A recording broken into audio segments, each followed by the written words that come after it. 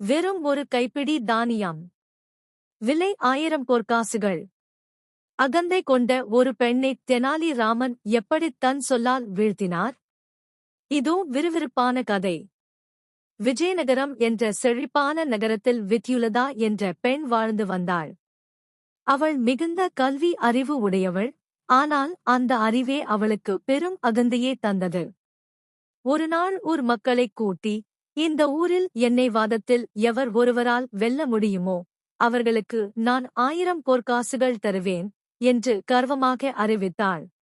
வித்யுலதாவுடன் வாதம் செய்து வெல்வது கடினம் என்பதால் ஊரே பயந்து மௌனமாக இருந்தது. இந்தச் செய்தி தெனாலி ராமனின் காதுகளை எட்டியது. அறிவை அடக்கத்திற்காக பயன்படுத்த வேண்டுமே தவிர அகந்தைக்காக அல்ல என்று நினைத்த அவர் வித்யுலதாவிற்கு பாடம் புகட்ட தீர்மானித்தார். அடுத்த நாள் ஒரு பழைய கிழிந்த ஆடையை அணிந்து, தலையில் ஒரு பெரிய விறகு கட்டையைச் சுமந்து கொண்டு, ஒரு சாதாரண விறகு விற்பவரைப் போல வித்யுலதாவின் வீட்டின் முன் வந்து நின்றார். வெளியே வந்த வித்யுலதா அந்த விறகு கட்டை பார்த்து, இதன் விலை என்ன என்று அலட்சியமாகக் கேட்டாள். தெனாலி ராமன் புன்னகையுடன், அம்மா, எனக்கு பணம் தேவையில்லை. இந்த விறகுக்கு ஈடாக நீங்கள் எனக்கு ஒரு கைப்பிடி தானியம் கொடுத்தால் போதும் என்றார். அந்த புத்திசாலி பெண், அவ்வளவுதானே, விறகை அங்கே இறக்கி வை என்று கூறிவிட்டு வீட்டிற்குள் சென்று ஒரு கை நிறைய தானியத்தை எடுத்து வந்தாள். அவள் தானியத்தை கொடுக்க முயன்றபோது தெனாலி அதை வாங்க மறுத்தார். அம்மா, நான் கேட்டது இது அல்ல என்று சத்தமிட்டார். வித்யுலதாவிற்குக் கோபம் வந்தது. நீதானே ஒரு கைப்பிடி தானியம் கேட்டாய்?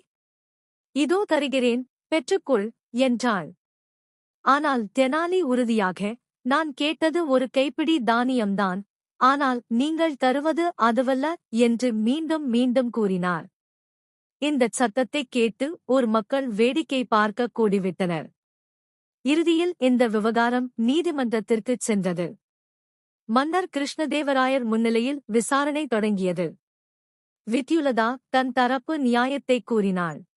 பிறகு மன்னர் தெனாலியிடம், அவள் ஒரு கை நிறைய தானியத்தை தருகிறாளே, பிறகு ஏன் நீ வாங்க மறுக்கிறாய் என்று கேட்டார். தெனாலி ராமன் அமைதியாக தன் கையை மூடிக்காட்டிச் சொன்னார், அரசே, நான் கேட்டது ஒரு கை நிறைய இருக்கும் தானியங்கள் அல்ல, என் கைப்பிடியின் அளவுள்ள, அதாவது என் கையை மூடினால் முழுவதுமாக நிரம்பி நிற்கும் ஒரே ஒரு பெரிய தானியம். அப்படிப்பட்ட ஒரு தானியத்தை தந்தால்தான் நான் விறகைத் தருவேன் என்று சொன்னேன். அதுதான் ஒரு கைப்பிடி தானியம். அரசவையே சிரிப்பில் ஆழ்ந்தது. வித்யுலதா அதிர்ந்து போனாள்.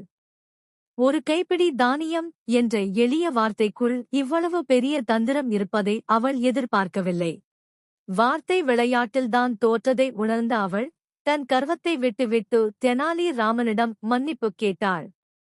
சொன்னபடி 1000 பொற்காசுகளை அவருக்கு வழங்கினாள். நீதி. அதிகமான அகந்தை ஒருவனை எப்போதும் தோல்விக்கே இட்டுச் செல்லும். பணிவே அறிவின் சிறந்த அடையாளம். இது போன்ற சுவாரஸ்யமான கதைகளை தொடர்ந்து கேட்க மறக்காமல் நம்ம சேனலை சப்ஸ்கிரைப் செய்யுங்கள்.